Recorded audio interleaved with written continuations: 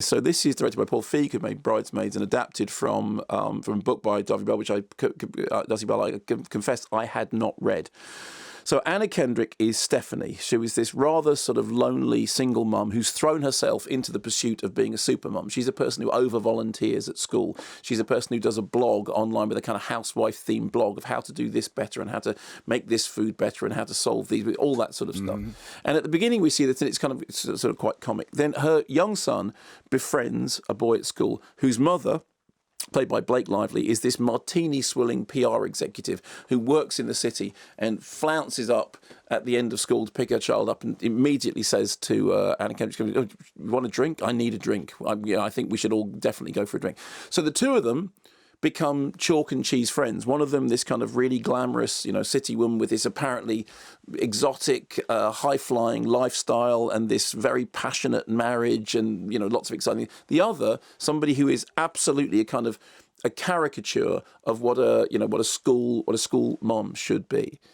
And then the simple favour is that Stephanie gets asked to pick up Emily's child after school. She says, "I'm very, very busy. Can you pick her up?" Picks the child up, and then Emily disappears. She doesn't come pick the child up. So one day goes by, 2 days go by, 3 days by. I mean, maybe it's just that she's a bit of a loose cannon and she's off doing something. Apparently she has a history of doing this stuff, but then she has disappeared.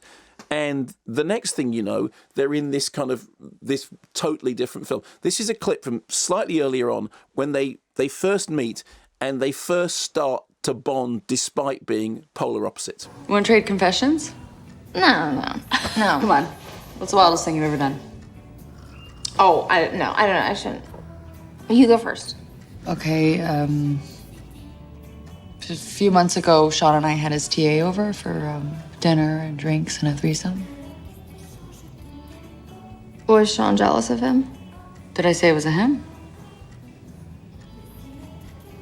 It's very cool, sis. Very cool. You okay? Yeah. I don't mean to freak you out. Hello. I'm not freaked out. Maybe you're freaked out. Okay. 'Cause I'm not freaked out. I'm cool. I'm lazy fair. So the tone of it at the beginning is kind of, broadly comic, rom-commy. And then it turns into something rather different. And it ends up being this kind of, frankly, chaotic mashup of conflicting genres. On the one hand, you have kind of the ditzy rom-com stuff. On the other hand, you have something that's bordering on being a twisted erotic thriller. And then sometimes it looks like a modern post-noir. Other times it looks like an old-fashioned kind of whodunit. The book was billed as being the chilling debut thriller in the vein of Gone Girl and The Girl on the Train.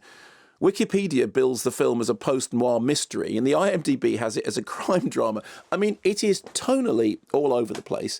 And I was talking to my daughter and I said I'd seen it. And she said, "Oh, what genre is it? Because I saw the trailer and I couldn't make head nor tail of it." And I said, "Oh, I don't know." And she said, "But I thought you'd seen it." I said, "I have seen it and I still can't make head nor tail of it." It shifts in tone all the time in a way that sometimes is completely sort of wrong footing and does feel very, very, sort of messy and scrappy. What's remarkable is that because the two central performances are so well done and so engaging, that even as the film sort of careers around, like a boat tossed upon raging oceans, somehow you keep up with it because you've got these performances that are kind of charming and sharp and acerbic, and the two leads are both absolutely sinking their teeth into this this kind of slightly bitter cocktail and doing it with a sense of relish. So it was one of those perfect examples of a film that was lifted up by its cast. I mean, I genuinely, when I was watching, there's 2 or 3 moments. I mean, what? How is this? We're in that genre, and then we're in this other thing. And now, there is no reason why a film shouldn't flip-flop between things. I mean, I came out afterwards, and somebody said it's like that bit in From Dusk Till Dawn, when halfway through the film it stops being one film and it starts being another film, but it's like it does that every 10 minutes, and it's in odd. A good way.